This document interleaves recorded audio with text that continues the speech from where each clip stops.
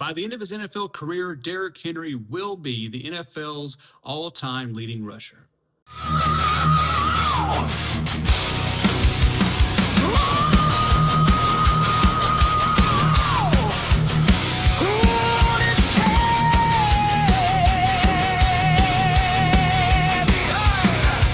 You don't believe in Derrick Henry? Well, you wouldn't be the first to doubt Derrick Henry. Now, in high school, Derrick Henry had some obscene rushing statistics. If you have not looked those up, you need to look them up because they are crazy. When it came time to go to college, not every D1 program was interested in bringing Derrick Henry on as a halfback. There was some doubt as to whether or not he could maintain a college workload as being a workhorse back with the tread that was already on the tires. Looking back in retrospect, I think it's kind of crazy to think that there are teams that did not want Derrick Henry to run the ball for them, but one team that did want him to run the ball for them was the Alabama Crimson Tide. And as we all know, he went on to win a Heisman while running for the Crimson Tide, but the doubt did not stop. When it came time to go to the NFL draft, teams still doubted Derrick Henry. They said, well, he's put up a lot of numbers. He's ran the ball quite a lot. I just don't know if we can justify spending a first-round pick on Derrick Henry. So they didn't. And Derrick Henry went early in the second round to the Tennessee Titans, where he would sit behind an already established back by the name of DeMarco Murray for a couple of years. So he split carries with Dion Lewis in his first year, ends up running for 1,000 yards, several touchdowns. But then he starts becoming the king. And the next year he runs for about 1,500 yards in that next year. And then he runs for 2,000 yards and 17 touchdowns for the Tennessee Titans and officially becomes King Henry. Now, the next year he gets hurt and misses half the games, only plays in 8 games. But then goes on to have a consistent career for the rest of his career. Every year he's had great numbers. And I should throw out that in that year where he only played 8 games, he missed half the season, he still had 900 yards and 10 touchdowns. Do you realize how crazy that is? If you were to stretch those numbers out, and of course you can't do that, but if you were to stretch those numbers out, he was on pace for some incredible numbers in that year where he missed half a season. Ends up going on, having some more success for a couple years for the Tennessee Titans, and then ends up on another team, the Baltimore Ravens. Now, typically for halfbacks, ending up on a second team starts to indicate when you'll start seeing a drop in production.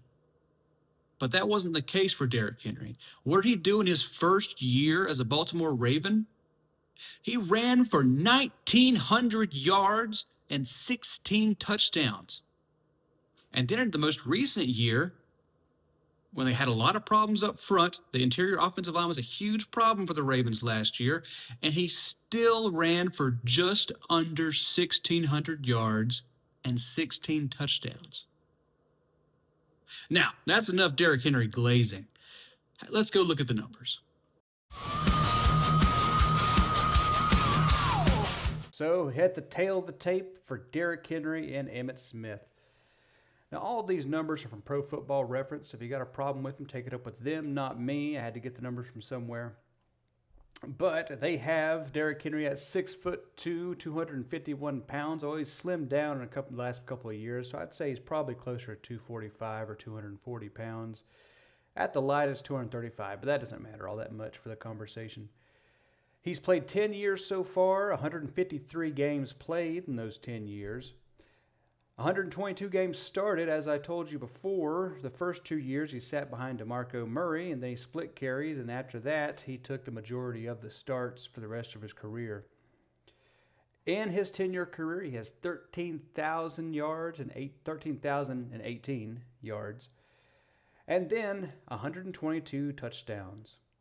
Now, one stat they have on Pro Football Reference, I kind of like it, especially for situations here where you're comparing players that are a couple of decades apart. But a 17-game average. As we know, there are more games now than there were at earlier points in NFL history. But that doesn't always have to completely destroy any argument you have. Like, well, they have more games now. They play more games now. You can't look at the stats now. But I like this 17 game average number here because it gives us something to compare to in this particular discussion. But his 17 game average is 1,446 yards per 17 games and 14 touchdowns per 17 games. Now, looking at Emmitt Smith, who is the current career rusher for the NFL with the most yards and most touchdowns in NFL history. Well, he was 5'9", 221 pounds. Again, the weight, the size doesn't really matter for this discussion. I just want to throw that in there. But he played for 15 years. That's +5 from where Derrick Henry is right now. 226 games played and 219 games started. There was nobody else there in Dallas to really take away from any snaps from Emmitt Smith. You can't hold that against him. You can't hold that against Derrick Henry. That's just the way it was. And he ended his career with 18,355 yards and 165 touchdowns, which are both the records at this time. And his 17-game average was 1,381 yards and 12 touchdowns per 17 games. Now, Derrick Henry has about 5 years. Typically how these discussions go, you're looking at LeBron, you're looking at Jordan, you're looking at all of these different players. You got to say, well, one played more time than the other one played. Yeah, that's one that always gets brought up. They say, oh, he played a lot more time. So I'm just going to say that everything I argue is going to be based off of a 5-year period. Derrick Henry has 5 years to catch up with Emmitt Smith. If he goes over, and if he even gets that 5th year, and somebody will say, well, they play more games now. So really, in order to nail this, Derrick Henry has to do most of his work in 4 years. It's not impossible, and we'll talk about some of those numbers later. But this is what the numbers look like side by side. Now, here's a little look into the future. So Derrick Henry, in those 5 years, you add 5 years to that, he'll have 15 years played. That'll line up with Emmitt Smith. And in that 5 years, he's going to have 238 games played, so more games played than Emmitt Smith, but he'll have less games started by the end of his career than Emmitt Smith at 207. Now, for rushing yards, we got a little range here. And, math, not my best thing, so these equations here look kind of funky. I get it, whatever. But here's the equation I got. So you got 13,018 yards plus the range of 723 yards to 1446. If you remember, that 1446 number was the 17-game average. Now, I know enough about averages to say that that doesn't mean that's what he's going to get for the rest of his career. That's just the average of what he's gotten so far. And 723 is half that. Now, he has not ran, since he's been a starter, has not ran for under 1,000 yards, except for that year that he missed half the season. And again, I got to remind you, he got 900 yards and 10 touchdowns in that season. So keep that in mind. So anywhere from 723 to 1446. If he gets the bottom, he gets half of what his average is, which is unlikely, then he'll end up with 16,615 yards. But if he gets his average for the rest of those 5 years, he'll end up with 20,000 yards, 20,248 yards. So I think he's going to end up somewhere in the middle. On the next slide, I'll show you exactly where I think he's going to end up by the end of his career. Now, career rushing touchdowns. 122 plus either 7 or 14 for each of those 5 years. You add that up, that means he gets about 157, which is just at 8 touchdowns under the career rushing record. Or he ends up at 192 at maximum. If he gets 14 touchdowns for the rest of his career for those 5 years, then he'll be at 192. Now again, I think he's going to end up somewhere in between there. But even if you're someone that says, oh, I just don't think he can do that, that's about averaging 1,000 yards per season for those 5 years, and that can be tough for halfbacks, especially after age 33, which is where you saw Emmitt Smith have a little bit of a drop-off after age 33.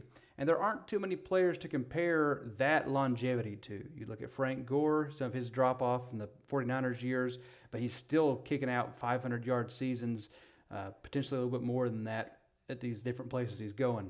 So players can play, and there aren't many players that take care of their body quite like Derrick Henry.